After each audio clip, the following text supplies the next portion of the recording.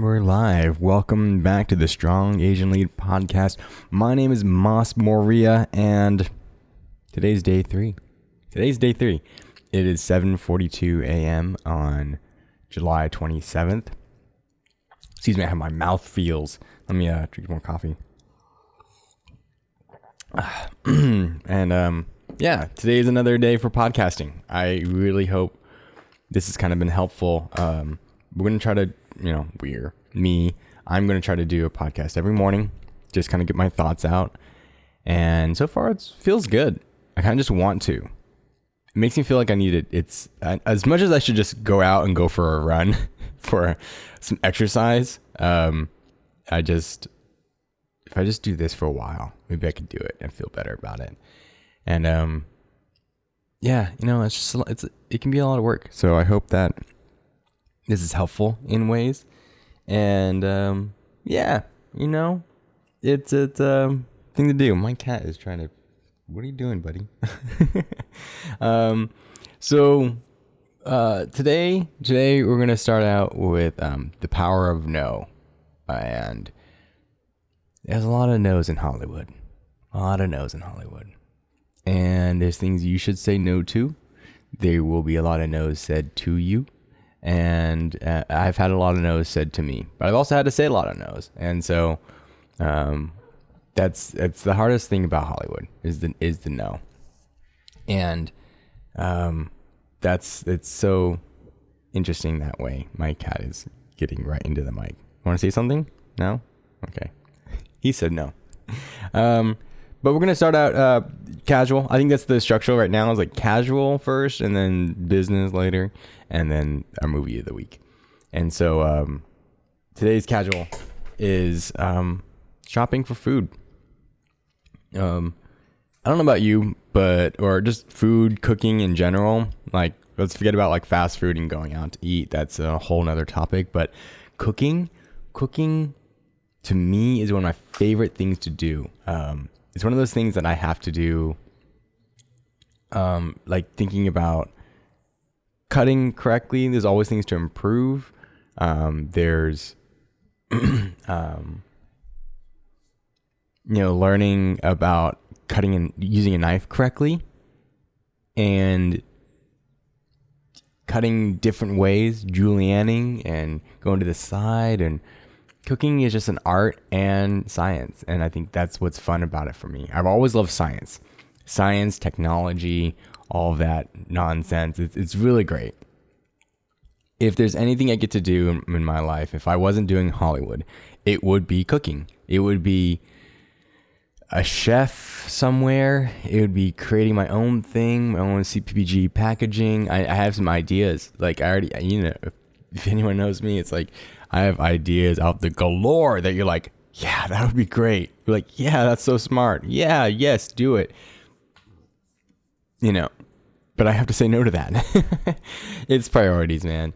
But I love cooking. One of the first things I ever cooked was gravy from like a package, like just shitty American gravy. And it was cool. Just water and gravy. I remember that. I was probably, I don't know, 7, 8, some young before 10. I think the next thing I cooked was like pasta, and I totally burned it. It's not the way you think. I poured the spaghetti into the pot, but I missed the pot, so it went straight into the fire. Glad my parents are around, so nothing happened. But we had to go to Taco Bell because we didn't have any more spaghetti, so that ruined that dinner. So that was like the thing, but I've grown from there. My favorite thing to cook when I was a kid was jambalaya, and some people would argue it's like, that's not jambalaya. I'm like, I don't care. We call it a jambalaya. And it was more like a very mushy fried rice, if anything. But it was really good. Like that makes it sound really bad, but it was really good. It'd be warm, wholesome, like chicken broth with rice, like Japanese sticky rice, sausage, andouille, sausage with shrimp, celery, green peppers, and it was just so comforting. I haven't made it in years, and it's just so good. It freezes really well. The best thing about it was for breakfast with an egg on top and some green onions, fresh green onions. Favorite thing. Oh my God. Loved eating that. I could eat that for days. You know, I never got the way to get like fried and like just fry it on the pan and get it crispy on the side. Never got that down.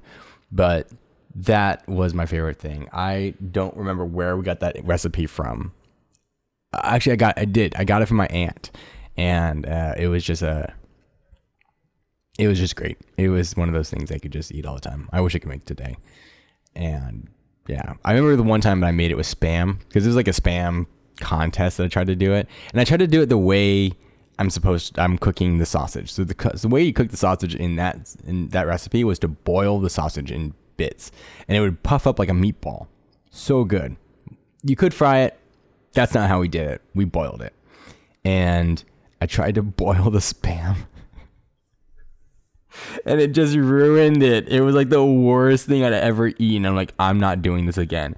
If I ever did it again, it would be probably fine, but I'd have to fry it, right? It's like, that's the thing you needed to fry. It was just bad. And I made a whole pot of it. It was just a waste. It was a waste of shrimp. I just kept going. I should just try it and be like, no. It was gross. Just gross.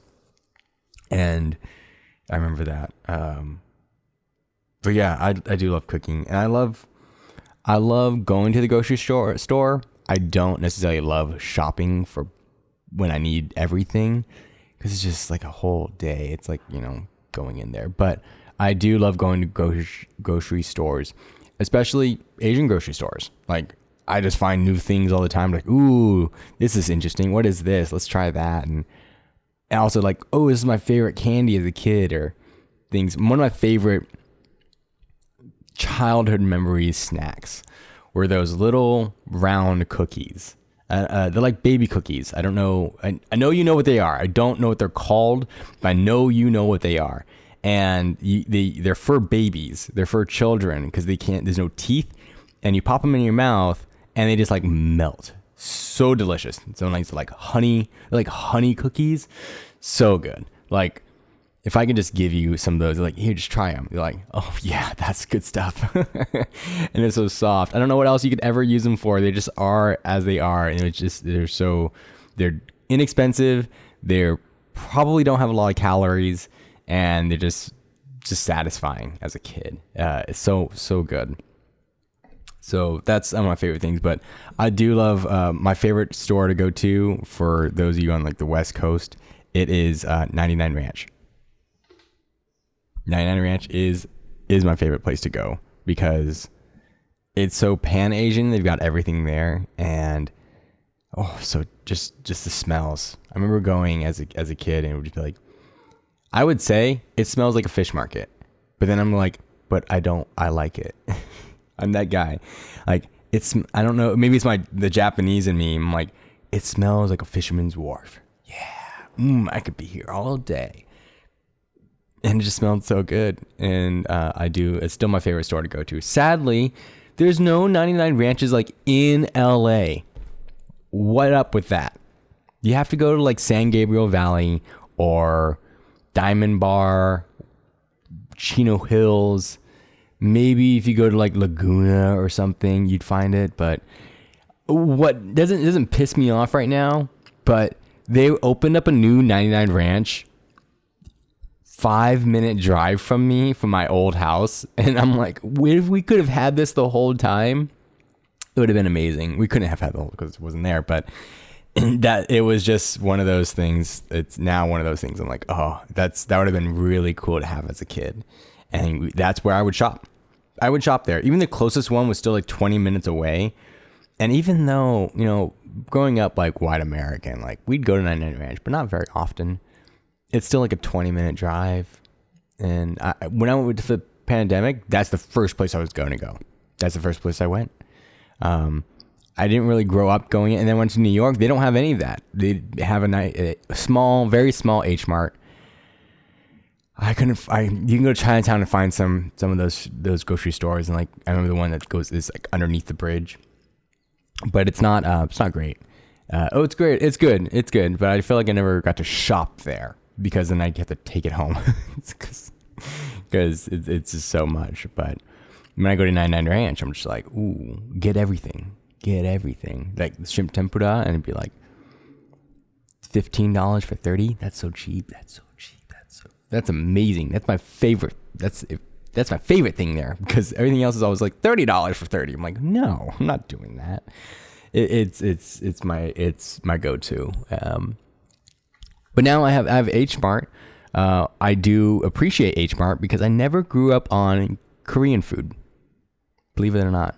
My dad had kimchi in the fridge, and as a young kid, we were just like, ooh, it smells. My mom, my white mom, she'd be like, ooh, it smells too. And my dad would eat it, and we never forced us to try it or anything. But now I love it. Now kimchi's great. I do need to have it on more stuff, but it's great. But I didn't grow up on Korean food. I didn't know what Korean food was. I don't know if I knew any Koreans. I think I grew up with some Chinese kids in Diamond Bar, the Lees, and then I had a half Filipino, half black friend named Christian, CJ, and then I had one Vietnamese friend, Vu. That's about it. Yeah, there wasn't a lot of Asians in my area, but I didn't feel like I was the only Asian, which was fine too. But I never hung out with the Asians either, so that's another topic for another day sometime. But yeah, I didn't grow up very Asian. I know about all of you, but it was like frowned upon to be Asian, And even my dad would be like, don't tell anybody you're Asian. You're something else. Just don't say anything. But anyways, I do enjoy the cooking of Asian food. Now, when I only started cooking Asian food back when I was in New York. I stopped making Asian food when I went to college because my parents weren't even around, so I just would make whatever's there. Never stopped making rice. Always made rice. Never stopped eating rice. It's always going to be in my house. I'm always going to have a rice cooker. The first thing I got for college, I think my parents gave it to me, was a rice cooker. It's great. I still use it today. Is this the same rice cooker? It looks like the same rice cooker. It might be the same rice cooker. It's just the one button. Never had a Zeroshi, never had the fancy stuff. Even at home, when I grew up, never had the fancy stuff. We had a bigger rice pot, a six cup. But it's always been one button. Never needed anything else. I don't know why you would need anything else. People like it. I've had friends use it and they're like, we'll just leave it in there. I'm like, don't leave it in there. Just put it in the fridge. It's like, oh yeah. It was, yeah, that's all I've ever needed. So, shout out to your Zeroshis that play ABCs and Twinkle Twinkle Little Stars, but I just need the little click, pop, you're good to go. So that's always been me. And I do wish there was a 99 Ranch right here. Like, please, LA, bring 99 Ranch. There are way more Asians and Pan-Asians here. I do need to go to more South Asian and Indian grocery stores. I've been to a few, and when I see them, I'm like, I'm going to go inside. And I just have no idea about any of the ingredients. That's like my favorite thing. My favorite thing around is like if I can go to a store and not know something, because then it means there's this whole other culinary world that I don't know what the flavors are and how to use them or how to mix them. And it's amazing. Right now, these days, I'm like learning Thai spices. I did not grow up on that either. I've started making Penang curry. So good. Like, I've been buying Penang curry here and there, and I was like, this is amazing. This is like curry. I didn't grow up with curry at all. Not Japanese curry, not Indian curry, nothing. And now when I found Japanese curry, I don't remember, I think I found it in New York. Amazing. Just the best food. Just so good. I haven't even had Japanese curry in a minute. Like, it's so good. And now I'm doing like Penang curry and yellow curry, and so delicious. And just make a bunch of it and put it in the fridge for the week. And I eat it in like 2 days because I just eat it for breakfast, lunch, and dinner. Yeah, if you're not making Penang curry, it's so easy. So just make it. Just go get a little jar of it, put some coconut milk, and That's a simple thing you need to do. I've learned there's better ways to do it, but I've done. It's just you just make it so good, and yeah, that's. I love doing that. I love cooking because it also means I can't use anything else with my hands. I can't really multitask. Maybe watch a show, maybe put a podcast on or listen to music, but I can't do anything else. And I think that's one of my favorite parts because it's more like a meditation that I have to just focus on this one thing. Because if I don't, I'm going to cut my finger off.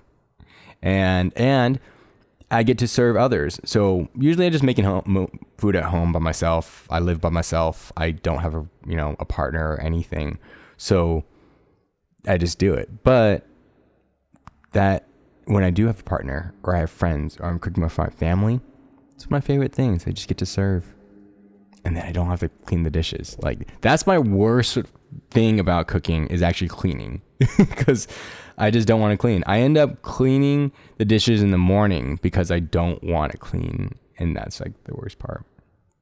And because I'm just tired. I just did all the cooking. I did all the cutting. Like I did all the prep work. So I don't want to do that.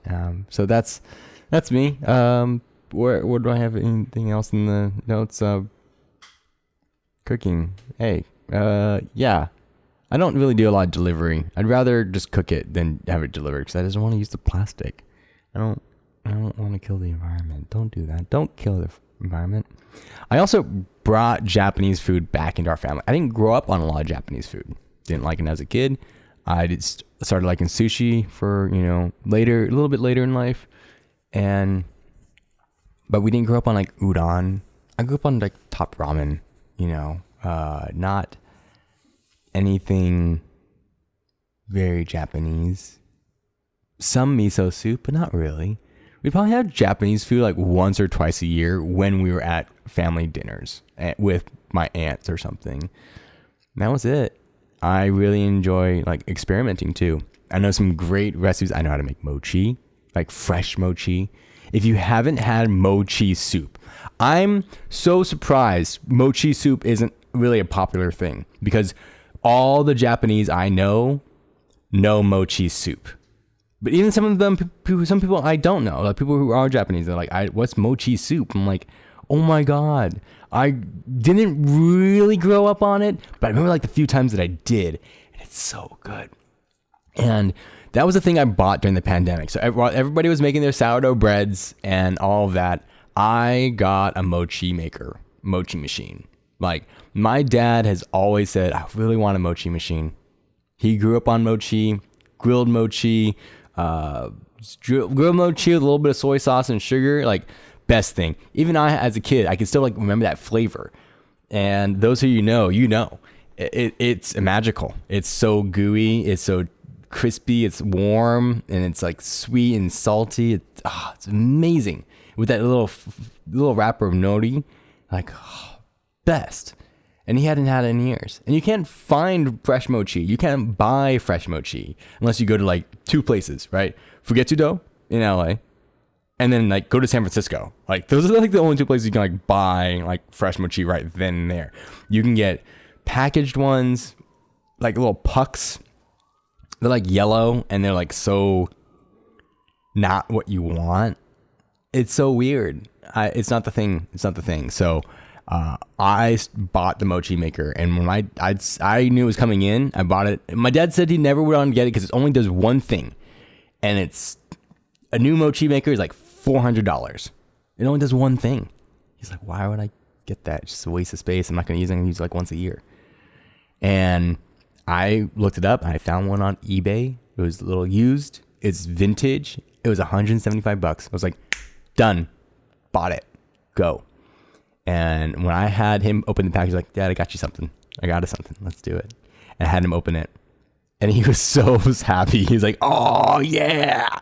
And we made mochi. And he showed me how to make it, kind of build it. And I learned some ways. And it's a little rusty, but it works. And it's so great. I still use it today. And he got to make it. We freeze it, and he makes mochi soup. And now I can make him mochi anytime he wants. And then when I brought it to my grandmother, she's like, I haven't had this in 40 years. That's my favorite line. Like, I haven't had this in 40 years. When I hear that from my grandmother, amazing. I feel like so satisfied. I feel like a good grandchild bringing back her memories. So that's it. I could talk about food all day, but I want to, and I just talked about it for 20 minutes and it's not going to be cut. So sorry. We're going to talk about the power of no, and the power of no is really important for everybody to build, because not only saying no, but also being said no to, and you have to learn how to do that. So we're going to start with saying no to others. Say no. You don't want to do it? Say no. If it's not a fuck yes, it's a hell no. It doesn't have to be hell no, but just a no. I had to say no to jobs, people, opportunities. Just no. I don't want that.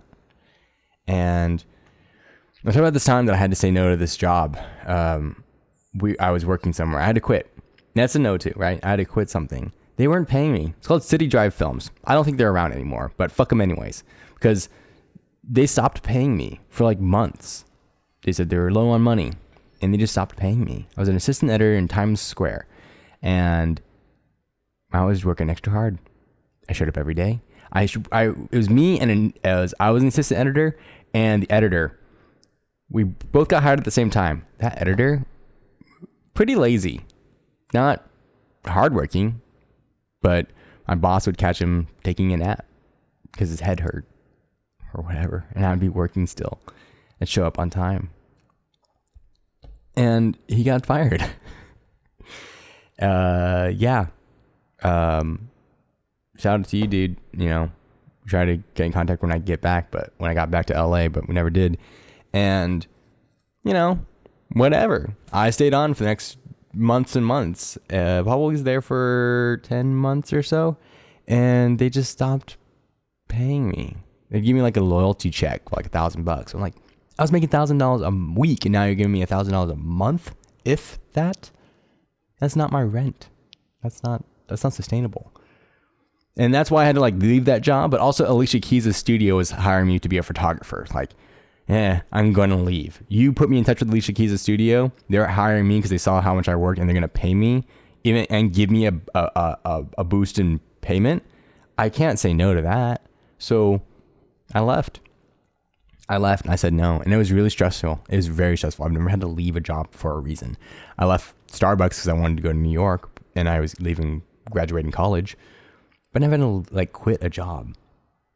That was very stressful. And I wish I hadn't done it as the way I did, which I was I came in, here's my invoice for the rest of the stuff that you owe me, and I kicked the other partner out. I was so stressed. My leg was shaking. And the boss was like, you told Alicia Keys' studio that we're not paying you and all this and this and this and this. I'm like, so what? But I'll give him credit that he's like, I saw your short film. You're a good director. Don't let them make you a photographer. Don't believe that. And that's nice. That was nice. And I haven't left that. I haven't left that storytelling aspect of it. And as much as I'm not directing anymore, I haven't left that, storytelling, which is good for myself. But yeah, I had to say no. And I've had to say no to friends for going out and drinking sometimes. I've had to say no to women who want to, hook up with me or something. Just reject other people. And I've had to say no to various projects that I just don't know. And I've had to leave a lot of friends. When I left New York, there was a lot of friends that I had. And, after the 2016 election, let's be real, all these white friends that I had just didn't want to hear what I had to say. And, just when I started doing being Asian, I guess I was being Asian, and they didn't really respond and didn't care. So I had to say no to that. I left out to LA. Excuse me. And they never reached out. In 3 years, not one of them has ever reached out. So were they ever really my friends? I've reached out to them. I've never, I get a little response back, but I never hear from them. Do I hope they're doing well? Fine, sure. But I just have to say no to that. Just like, no, they weren't my friends. And that's a bummer. I also have to say no to strong Asian lead stuff all the time. I get requests a lot for help me promote my short film, help me do a table read, help me get a space, help me do this, help me do that, help me get money, help me do crowdfunding, help me. I can't help everybody. If you don't know, if I haven't said it multiple billions of times, I am the only person in a strong Asian lead. People don't believe that. People think we're a team of, 5, 10 people. It's just me. I do the website, do the membership, I do the podcast, I do the editing, I do the social media, I do the newsletters, I do the thing. I do the events, I put the screenings on, I put everything together. You get a volunteer here and there for the events to do popcorn and check-in, but I do everything else. Everything. So I have to say no to a lot of things. I can't say no to everything. Which is I also understand why people, other Asian American nonprofits, and the ones, have to say no. They have to, you ask for their help. And they have to say no. Because they can't help everybody one-to-one. You have, as a nonprofit, you can help 1 or 2 people, which is fine, but you have to do it in a specific way. You have to do it contests or raffles or something, because it's kind of more fair. We have to help the masses of people, which is why we do the screenings or do the podcast. I'm helping, the 15 listeners who are going to listen to this podcast episode. I'm helping y'all. 15 people at the same time. Not one person for like a week. And that's all my energy, which I'm not getting paid for. I'm not getting paid for this. So I'm either get paid, not paid for helping a lot of people, then get not paid to help one person. So yeah, I know y'all have to understand too. It's like, I can't help everybody at the same time. Do I want to? Sure. Would love to. Can't. Do I need my help in my screenplay writing stuff? Yeah, sure, I do. And I've asked for help and it said no. And I understand, because you can't just help.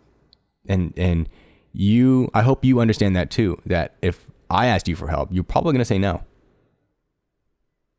So it's the same way around. No is very powerful, and you have to do that. And I think it's really important. So say no. Say no to things you can't put your energy to. Say no to people you can't give energy for. There's another story that I had. I was doing short films, and I was an assistant director for this short film. And this asshole, his name is Keaton Crockwell. Don't care where he is. That's his name. Whitest white dude. Just an asshole. He was an asshole. And he kept us out late until like 4 a.m. on a short film. We weren't getting fed. He was having the actors drink on set because they were supposed to be drunk. Having the actor smoke weed because they were supposed to be stoners. I'm like, no. You replace the weed with tea. You replace the alcohol with water. And he's like, no, we're not doing that. I'm like, what? No, you're putting everybody in danger. That's not how you do things. And this is just not how it works. And I had to sit him down. Like, I quit. Because I can't do my job if I'm having to do your job and you're not even on set. You're in the room laughing it up with people and fucking around and while we're shooting. That's fucking with our sound. That's fucking with the room, man. Like, no. Hollywood, you feel like you have to be Hollywood, or you have all the power to do anything you want. It's just not how it works, man. It's not how it works. So say no. It's okay to say no. It's powerful to say no. Say no to things you don't want to do. And say no. And sometimes you have to say no to yourself. I've had to say no to myself for things. I say no to being able to date. I really don't date. I've been single for the past 5 years. I've gone on maybe 2 dates. I kind of have one tonight, but it's not really a date. It's like a potluck where she's like, come on out. I just met you. Just come on out. Come to my apartment. Bring your rice balls. and it's, but I generally say no. I generally say no to dating and going out. get a lot of requests for people who want to date me, but I don't really do that. I feel like I get a lot of vibes from people, but I kind of get avoidant to it because I don't have the money. I don't have the time. I'm a workaholic who works all the time, who is very focused on this podcast and this nonprofit. I don't have the energy for it. I want to help you. I want to maybe date you. I want to get to know you. I want to do all those things. But no. I generally, be real. I haven't had sex in like 7 years. Like real sex. I haven't really done any of that. It's been a long time. And I don't really care. That's not my drive. And I feel like that's helped me and hurt me. I do feel like personally it kind of like sucks. But at the same time, I've focused everything on my work. And now I've gotten this far. Got my screenplay, got my manager, I got this podcast, I've got the nonprofit, and I'm working really hard and I'm doing something really great. So not a win-win or lose-lose or win-lose or lose-win. It's just kind of here it is. And I'm okay with that. I've also said no to various projects that I want to do, but I don't get to do. I just have to set priorities. That's the harder part. It's that I have to pick and choose which ones I want to do. Do I want to do this podcast? Yeah, sure. I have 3 other podcasts that I want to do. And I'm doing this one because I feel like it's the easier one to do. But I don't know. I feel like it helps a little more people. The other ones are just archived podcasts, which I love. And I think it's really important. But it's not about Strong Asian Lead. It's using a lot of time. I don't have enough resources for it. And I need more people. I would need some real money for that. So I can say no. There's some projects I want to do. And I just say no. And I just have to choose. So that's how it goes. That's how it rolls. But you do have to say no, and say no to your partner. Say no to these things. Reject others. Don't always be the person who's just looking for the yeses and being the yes person, or being a people pleaser. Don't be a people pleaser. Still hard for me not to be a people pleaser, but I do say no, and that's the power of no for saying no. We're going to take a quick break while I fix my cat, and we're going to be right back. What are you doing now? And we're back.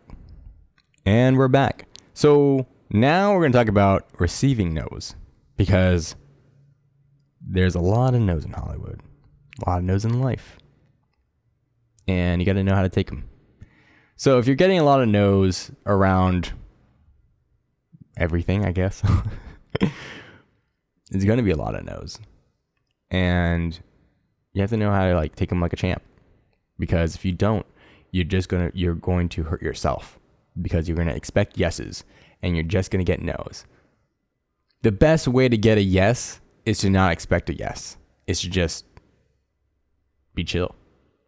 That's some of the best advice I could ever give and share and take for myself, is that don't be aching and desperate for a yes. Just be chill. And eventually you'll get a yes. Eventually. We get a lot of no's. If you don't think, if you think Strong Asian Lead, we get way more no's than you would think. And what's even worse about not getting no's and all that topic is actually not getting any response back. I would much rather you say, no, not right now, not today. Tell me these things. No, but thank you. But most of the time in Hollywood, you're just going to get no response at all. And honestly, that kind of sucks even worse, because you're expecting or waiting and you're in constant limbo. But Strong Asian League just gets a lot of no's. You might think we get everything yes and we just have everything handed to our plates. No. We're struggling as much as we can. I actually look at a lot of nonprofits, and it's really hard for me because I'm doing this all myself, and I see other nonprofits just start up and they have a whole team and they get budgets and they get grants. I'm like, how the fuck do you do that? I don't understand. I don't understand. I get a team. I can't get one person to stay on with us. Can't get all of those things. Don't know how to get a grant. I don't have time to get a grant. I got to do a billion other things. A billion other things. You don't believe me? Look at my things. I don't know. Maybe it's not a billion, but come on. Like, there's a lot of stuff I have to do, and you see all of it, and it's all me. So I don't know how people get a team. So I get a lot of no's. And I get a lot of no's for grants. I get a lot of no's for partnerships. I get a lot of no's for things I'm trying to do for free for people. And I'm like, trying to help you. And I still get a no. You think we all get yeses because that's all you see on Instagram. We get a lot more no's than you would think. For every Instagram post that you think you see a yes, try to say I got 100 to 200 no's. And it's not because I get like 1,000 yeses or 1,000 questions. It's probably because I probably did 201 outreaches and I got one yes, something like that. That's just kind of how it is. It is how it is. I'm not trying to complain, but that's just life. That's how it goes. You try to do something really good, you're going to get a lot of no's. You get a lot of no's for asking for money. That's the most thing. We don't have any budget. We don't have any grants. We do not get donors. I can't crowdfund all the time. People are like, do a crowdfund. I'm like, you know how much work crowdfund is? It's a lot of work. And the last time we did it was about 2 years ago, by about $7,000 total, and one person gave us $5,000. One person gave us $1,000. So really, we didn't make a whole lot of that crowdfunding. Was it worth it? That $7,000 went like poof, it's gone like a couple months. I don't know how to spend money super wisely, I'll be honest, and I've done a lot better since then. But you want to help me keep doing this full time. Like, my rent's not very expensive, but it's still something more. I probably have about $2,000 to $3,000 worth of bills every month, on top of doing Strong Asian Lead for free. Probably about 40, 50, 60 hours a week. So that's the real thing. That's the real truth about Strong Asian Lead. I'm doing about 60 hours a week for free. So, I have to do that, and I have to say no to a lot of things, and I get a lot of no's saying that. And if you don't take a no with grace and just a lot of grace, that's all I can really say. You're going to get a lot of no's. You're getting a lot of no's for your screenplays. You're going to get a lot of no's for your acting. You get a lot of no's for your directing. You're going to get a lot of no's from your friends who want to help you do the things. And you just have to be thankful for the yeses that you do get. But you're going to get a lot of no's. I'm thankful for the yeses that I do have. But you're going to get a lot of no's. But it's also knowing where to put your energy too. Again, saying no to various things. Saying no to some meetings. Meetings, try to take as many as you can, but I don't take every meeting that people ask me for. Like, no, I don't need to get coffee with you right now. You can set up a Zoom call with me. And if they don't do that, then it really wasn't a thing. They were trying to get something out of me, right? That was the thing. I had this guy reach out to me and he's like, hey, remember when we met from New York? Let's go get coffee and do the thing. Like, hey, I don't have time right now, but you can set up a Zoom call with me. Didn't hear back from that at all. So you saw what I was doing. You haven't seen me since. We never had coffee in New York. We never even reached out to me in New York. But now you come into LA and you want my help. But you won't take a Zoom call with me. That's on you, bro. It's on you. Again, I'm saying no. And it showed me who you are. Yep. And if you're listening, which you're not, that's that. Be better. Be a better person. I say no to a lot of acting stuff. I'm not an actor. People think I'm an actor because I'm extroverted. I've got a good chin line and I got a good skin and some good hair, which I've always had a hair trauma for a long time because, childhood trauma. But I say no to a lot of acting. People are like, hey, you want to sing? Like, not really. I don't want to act. Acting is not the thing I want to do. You want to give me the role? You want to pay me to do it? Fine. I do not want to audition. I do not have time for auditioning. It's auditioning, self-tapes, like 4 hours of my day. Every time. I'm going to get a no. And I don't care. There's that too. Like, people want me to be an actor. I'm fine to be an actor, but I do not want to audition. Because not that I don't like getting no's for auditioning, but I don't care enough to take those no's. Actors who don't mind taking those no's and spending the time getting those no's and putting all that time in, good on y'all. Good on y'all. Because that's what you want to do. That's what you want to do with life. That's what you want to act. And a part of acting is getting those no's for your auditioning. I would rather get more no's for my screenplay writing, which is why I do it. I've been doing it for years. I love my writing. I love to write. I'm also very thankful for AI writing. That's controversial to all y'all. You're like, I don't want to do AI writing. I don't want to use ChatGPT. I don't want to do the thing. I'm like, that's for you. But you know what? I love it because it saves me hundreds of hours. It will save me 100 hours all the time and still get the output that I want, right? We'll talk about it some other time, but you realize that when you say no to using a tool that's going to help you, you're really going to waste your time.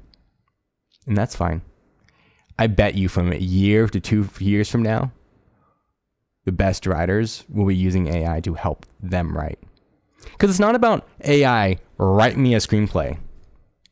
It's about telling the AI how to write your screenplay.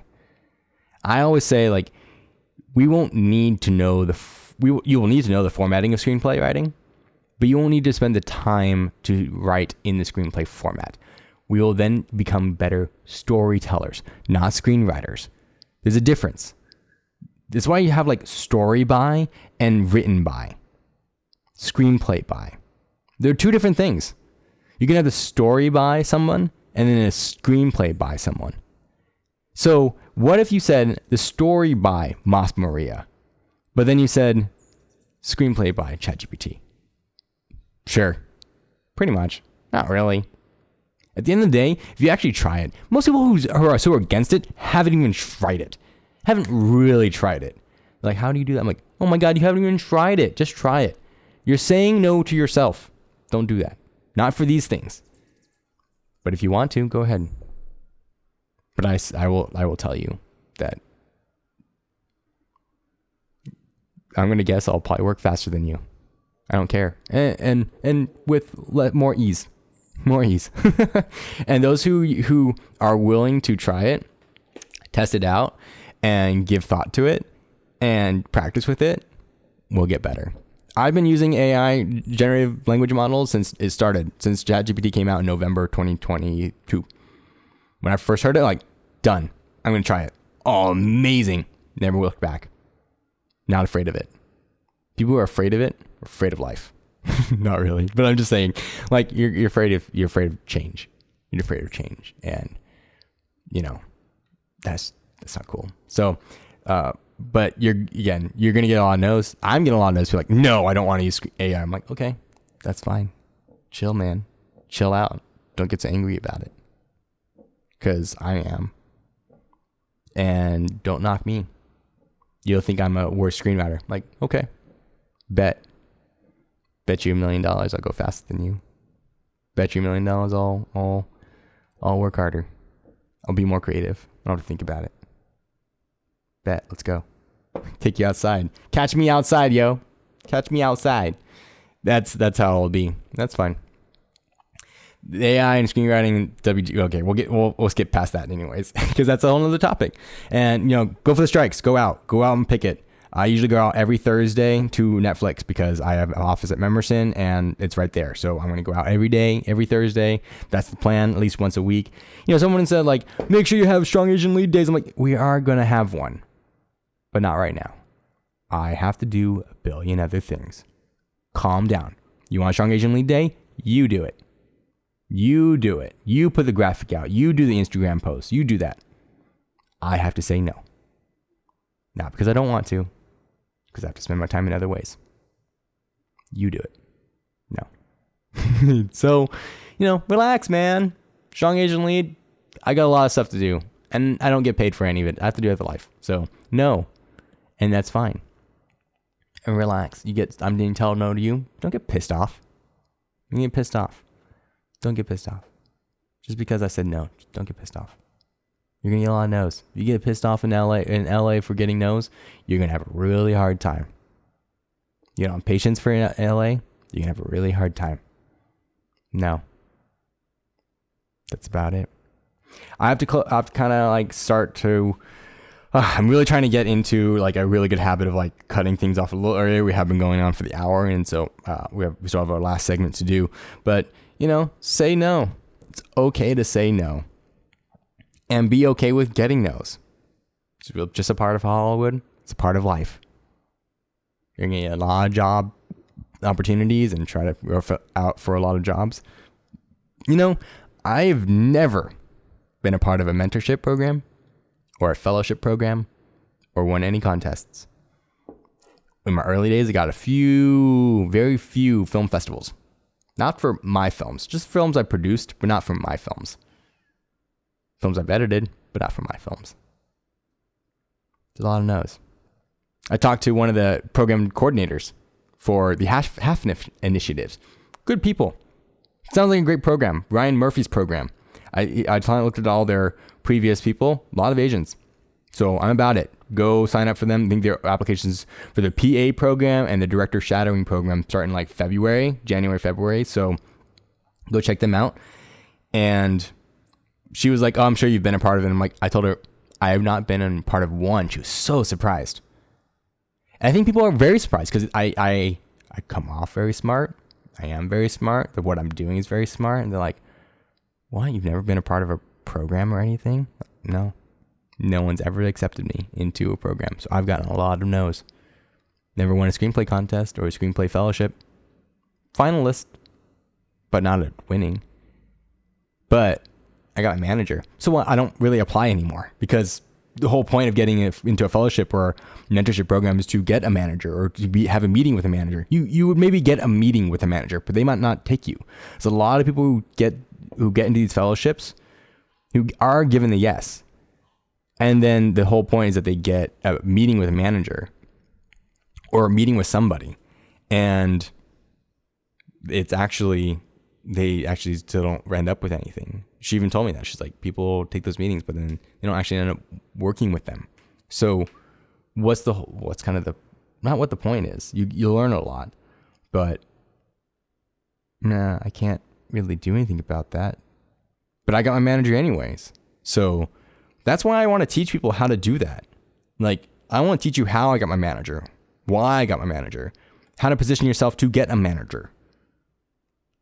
It's not hard. It's just a lot of work. But if you work smart, not hard, you'll get it. Trust me. It's not. Hollywood is a game. And if you understand the rules, it's easy to play. If you don't understand the rules and you keep trying to make your own rules because you want to go against the grain, don't. You can try to be innovative.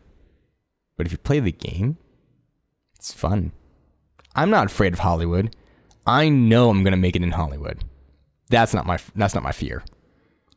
My fear is that I can't make rent this week. No, I can. But that's generally my fear. My fear is that strong Asian lead will die. My fear is that strong Asian lead won't be able to be sustainable and then I have to stop it. That's my biggest fear. It won't happen because I refuse to let it die. I've quit. If anyone's been with me for a while, I have tried to quit. I can't. I refuse. My body refuses. It's a purpose. It's not even a responsibility. It's a purpose at this point. It's what I'm here for. If I don't make it into Hollywood, I get to have this and I'll keep doing it. I will keep doing it for the rest of my life. I will be like the other old Asian American nonprofits who are still around today, who are still struggling. I'll still be them. I'll still be here. That's fine. I think it's really important. So stay tuned. We're still growing. We're still growing really fast. I'm meeting great people right now, and they're really surprised and want to help me. So I'm excited to see what's coming. And so, yeah, again, there's a lot of no's, but appreciate the yeses. Maybe we'll get to yeses some other time. Let's get to our reoccurring segment. This is our movie of the week. We will find a better title for that at some point. But the movie of the week today is why can't I do this? IMDb. So I want to make sure I have like all the correct information, because he used to like not be really good at, I can't memorize information all the time. And so, I don't know. I'm not a brainiac.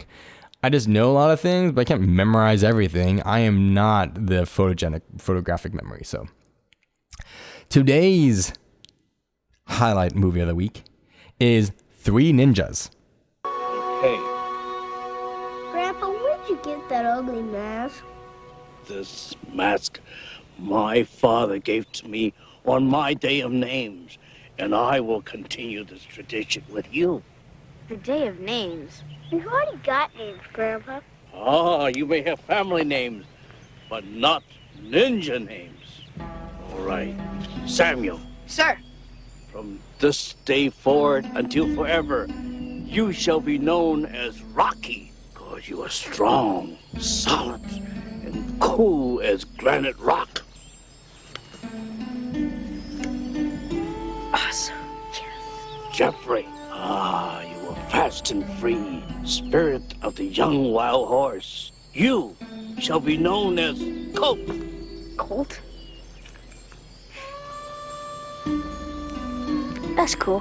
What about me? Can I be Monster Destroyer? How about Super Killer? How about Super Dork? Shit, Dad. A little one. Since your energy begins and ends with your tummy, you shall be known as Tum Tum. Tum. Why am I choosing this movie? It's because, I saw it on Instagram. I've been hearing about it, and my friend Natasha Jung from Cold Tea Collective said that was like her favorite movie back in the day, as I was growing up a kid. And I just saw it last night. Found it online. I'll put it in the show notes. You can find it on our website. It's stupid slapstick funny. It's cheesy. It's whatever. It would not be made today. It maybe, but not really. It stars three white boys who, are in the story. They're technically a quarter Japanese each. Technically, but they are not. They are not Japanese or Asian at all. But here's why we're highlighting it today. So it was made in 1992. It was directed by John Turteltaub. Writers by Kenny Kim and Edward Emanuel. Let's see. Kenny Kim was known for Three Ninjas and Vanished. He wrote 2 movies. And what is Vanished? Vanished is former Minister of National Security Park Jing-wook is kidnapped from the U.S. by South Korea agency because there was revealed secrets concerning their military dictatorship. Is it even Asian American? I think it's Korean. Cool. Maybe I'll check it out sometime. I think it's mostly Korean. It's not Asian American. But he wrote this Three Ninja story, a part of it. He wrote the story. He's not the writer. And it's so cheesy. And apparently there's this whole trilogy series of what it is. Let's see. Three Ninjas, Knuckles Up. Three Ninjas, Kick Back. Three Ninjas, High Noon at Mega Mountain. Surf Ninjas. Little Ninjas. And it goes on, but I think that's it. But that's... Maybe some of those aren't related, but this Three Ninjas storyline was so stupid. It's all over the place. It's so problematic in many ways. But here was the good highlight, and here's why we're highlighting it. Not because there's 3 white boys starring it, but because Victor Wong played Grandpa. And he's the first man you see on the screen. He is the sensei teacher that teaches the kids. He's a really main crux of the whole plot line. And he defeats the bad guy in the end. It wasn't actually the kids who defeat the bad guy. He defeats the bad guy. Because he's like an old student, the student gone wrong. And that was the, I thought it was good. I kept rolling my eyes. I don't know how many times I rolled my eyes and closed them. I'm like, oh, it's so stupid, but like, okay. You know, this movie was like if Karate Kid meets Home Alone. Like, I'm sure that was the pitch. This was 1992. Home Alone came out in 1990.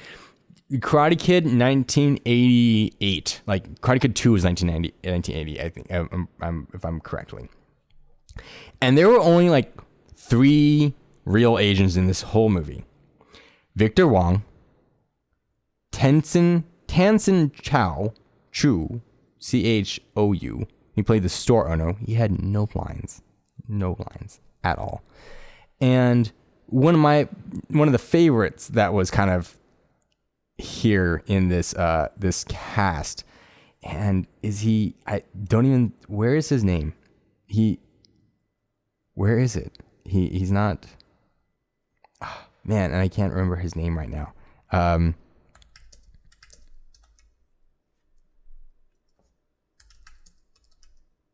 Let's see. I don't remember.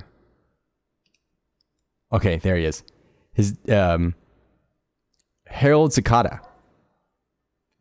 Harold Sakata was also in this movie. He didn't have one line, but he was the henchman, right? He was the big henchman. If you don't know who Harold Sakata is, you would know him most for Goldfinger as Oddjob, right? He was the big guy, and he has his own history. He's from like Hawaii. Big like wrestler dude who heavy weightlifting. Where is he? Why is he not in these credits? Is that not him? I'm pretty sure that was him. That's so weird. He's not even listed here. Where is? Yeah, he's not. Maybe it's Charles Jackson. Maybe. That's so weird. I know it's him. That's who he is. I don't know why he's just not listed in this whole movie at all. I bet if I look it up and I go into the thing, he's going to be in the credits. But he just played the big bad guy that the kids can literally just punch. That's literally his job, was to let the kids punch and kick him and knock him over. It's just so silly. And I will play a clip right here.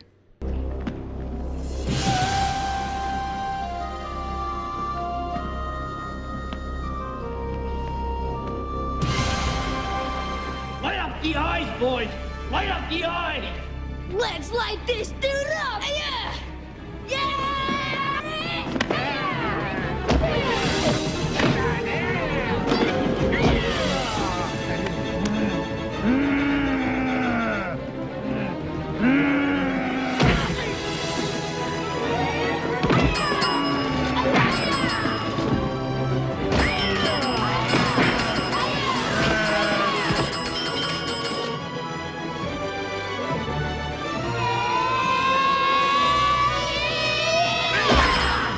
And I'm not going to cut that part out where I think it was Harold Sakata, because it wasn't Harold Sakata.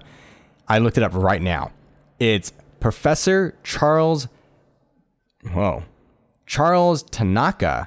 He was listed as Toru Tanaka as Rushmore. He didn't really have a name in the movie, but he is weird on his Wikipedia. He's like Charles J. Kalani Jr., but he's known as Professor Toru Tanaka as a professional wrestler. He looks like Harold Sakata, so apologies for me, because sometimes we all look alike, especially us Japanese. I'm just like, you look like him, and I bet he got that a lot. But he wasn't an actor; he was a wrestler, which is fascinating to me. Again, I'm not a professor; I don't know everything, so I have to look things up, man. And so, fascinating life already. He was born in Hawaii, son of Charles J. Kalani and Christina Leong Kalani. He began judo in 1939. He was born in 1930, so he started when he was 9. And yeah, he is a professional wrestler since 1958, and debuting in his home state of Hawaii. After retiring from the military in 1966, he worked for World Championship Wrestling in Australia. Fascinating. From Tanaka's point of view, he was passing. He in his book, Listen, You Pencil Neck Geeks, explored the relationship between two Japanese heels. So he just kind of like became the wrestler guy. Fascinating. He was like the Japanese villain in these wrestling tournaments. So funny that it just wasn't Harold Sakata. He was in a toothpaste commercial with Pat Morita. And a couple of music videos with David Lee Roth in the mid 80s. His first film was in 1981 with Chuck Norris' vehicle An Eye for an Eye, and his last film was 1995 Hard Justice. He appeared opposite Arnold Schwarzenegger in The Running Man and Pee-wee's Big Adventure. He's also in Wild and Crazy Kids. 1992, Three Ninjas as Rushmore. Yep, he actually had a pretty, pretty prolific career doing various shorts and stuff. So it's really funny, really, really funny. But anyways, I'm gonna wrap this up. We're at 59 minutes right now, so I'll put Three Ninjas in the show notes. Watch it. It's silly. It's just silly. You'll be like cringing and be like, oh no, no, not the thing, not that. And it's just like, so just watch it. You'll understand. You'll understand why I'm just like, this is so silly. But watch it for Harold, for Professor Tikana, Toru Tanaka, and Victor Wong. Watch it for them because it's funny, especially Victor Wong. He actually has a really good role in here. So if you're like, watch him because I think he's really funny. Let's actually, before I go, let's talk about Victor Wong for a second because he had this very big career in himself. He did a lot of movies, but what I love about him most was that he's on his IMDb, like straight up, it says eccentric looking Chinese American actor with a slightly drooping face, which was a result of a bout of Bell's palsy. And I really don't know what Bell's palsy is, but I'm sure it's something similar to, like, Parkinson's. Bell's palsy, it says, condition that causes sudden weakness in the muscles on one side of the face. So we always had like this squint, winking type on his left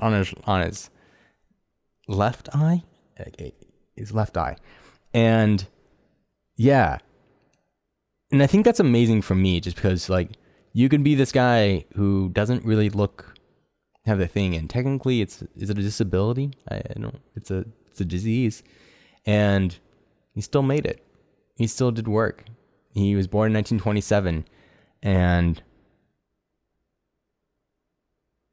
he just did a lot. He lost two sons in 9/11. He was living in New York.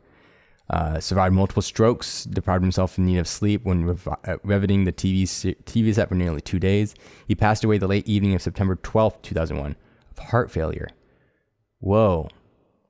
So he died the day after 9/11, probably because he lost two sons. Rough. Damn. He was a first-generation Chinese American born in Chinatown, San Francisco, California, to Chinese immigrant parents. His father was a Confucian scholar and a successful stone owner who became an unofficial mayor of Chinatown. Was an Emmy-winning TV journalist prior to becoming an actor. Although Wong's main beat was San Francisco Chinatown, he also covered the 1968 Democratic Convention, the Zodiac Killer, and Patsy Hearst as the Symbiosis Liberation Army. Well, this guy had a life. I'm learning this with you right now, and so sometimes I don't have all the information, y'all. I am not the scholar. I don't know everybody's life. I'm reading it with you. I'm just the one who's sharing it with you. Like, people don't go this far. People don't do that. And I wish people did that for me so I could learn this stuff. I didn't go to school for this. I'm just the Googler, y'all. I'm the Google master. And I think that's wow. I'm learning, and I'm, oh man. It's I want to hear this, and I want to hear more stories, and I want to share them with you. So, I'm gonna add two more notes. I'm just kind of reading them here, and then we'll close out. His first wife was an African American stage director, Olive Thurman, and the daughter of Howard Thurman, a well-known author and minister of the discipline of Gandhi. Let's see. His first art exhibit was hosted by Lawrence Ferragalotti, owner of City Lights Bookstore. Wong, Ferragalotti, and writer Jack Cusick were friends with Kerouac, mentioning Wong in his book Big Sur. One of television's first Chinese American reporters. He worked on the Daily Newsroom program at KQED, San Francisco's public TV station, 1968 to 1974. He went to University of California, Berkeley, University of Chicago, and San Francisco Art Institute for painting. He was the only actor to appear in all 4 Three Ninjas movies. Cool. I guess the kids didn't even stay. That's fascinating. Kind of like Pat Morita, right? He was in all 4 Karate Kid movies. The original ones, not the Jackie Chan ones. Fascinating. Really fascinating. Who's Zeppelin Wong? He's brother of Zeppelin Wong. Actor for Kung Fu-y. What is that? What is Kung Fu-y? Wow. Okay, so that's your history movie lesson for the day. Three Ninjas. You'll see that in your show notes. Please go watch it. You can watch it on YouTube for free. You will see it through our website. Again, become a member. Be on our website. This is where we post all the movies that I find for free. I watch and then I share them with y'all. So that's your cinema education beyond what I can offer you. I give you this once a week, but you can go and watch a movie. Now you go watch the movie. That's another hour, an hour and a half. And go watch another movie. That's another hour, an hour and a half. I quit my Netflix account, not just because of the strikes, but also because I'm just watching the same shit all over and over again. Literally, I do not need to watch Seinfeld again. I do not need to watch Arrested Development again. I need to watch more Asian films. So I find these obscure films and theater archives and various things, and I just watch those. People send me stuff, and I want to watch those. I found someone, Ren Lee, sent me a documentary that I'd never seen before about a Cambodian, and I don't even know what it's about, and I'm going to watch it. And there's a lot of stuff out there. Google stuff. Get out there. Google. Thank the Lord for Google. That's the only reason why I know any of this stuff. I'm not smart. I just know how to Google. And my mom taught me that kind of stuff. It's like, I would ask, how do you spell this? And she's like, look it up. She wouldn't tell me, just look it up. And I learned from that. So I look everything up, do all that. But that's it for the Strong Asian Lead podcast today. Again, my name is Mas Moria. You can find me at Mas Moria, MasMoriya, You can find Strong Asian Lead everywhere you find your socials and everything you can find us. We're basically on every platform that's relevant. We're on Threads. Find us on Threads at Strong Asian Lead and _ and some other places. StrongAsianLead.com. Become a member at members.strongasianlead.com. It's free. If you're part of the industry, if you have some experience in the industry, become a member, be part of the directory. The benefits are you get to be put in front of everybody else. You get to share your experience. People can see what you're doing, know all of your links, watch your reels. We're going to be starting to talk with the studios. We're already talking with the studios who say, we will use this, get more people. So if HBO is looking for good directors and good writers and good cinematographers, this might be the place you're going to find them, because they're not going to go on your Facebook. You say, I'm going to post my stuff on my Facebook. I'm like, they're not going to find it there because they're not going to be on those Facebook threads. So that's why we're creating this platform for you. And if you become a member, you can watch these films for free. You can watch the documentaries, the comedy specials that we find, the podcast interviews that we find. That's the benefit. It's all free. I'm not charging you for anything. I'm doing this for free. So at the very least, the benefit is you're helping the industry. You're helping the community to be better. I'm helping the community. By you helping me, I'm helping the community. You're helping the community. That's the benefit. Why does it have to be anything else? Pay it forward. Do something for somebody else, not just do it for yourself. I'm not doing any of this for myself. I'm doing this for everybody else. And I hope that's helpful. So again, Strong Asian Lead. Tune in next week for another episode, which I do not know what it's going to be about. I will record this tomorrow. I think of the episode podcast on the day of, and I just do it. So You can also, if you want to support us, you can do our Patreon. I hate shilling myself out and selling stuff, but if you do want to pay it, give us like a couple bucks a month, you can go to our Patreon and just do that.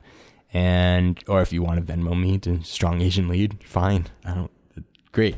Or just email us at info@strongasianlead.com. And I'm happy with that too. I just kind of want to hear that we're going somewhere. And that's it. Thank you for tuning in, and we'll see you next week. Bye.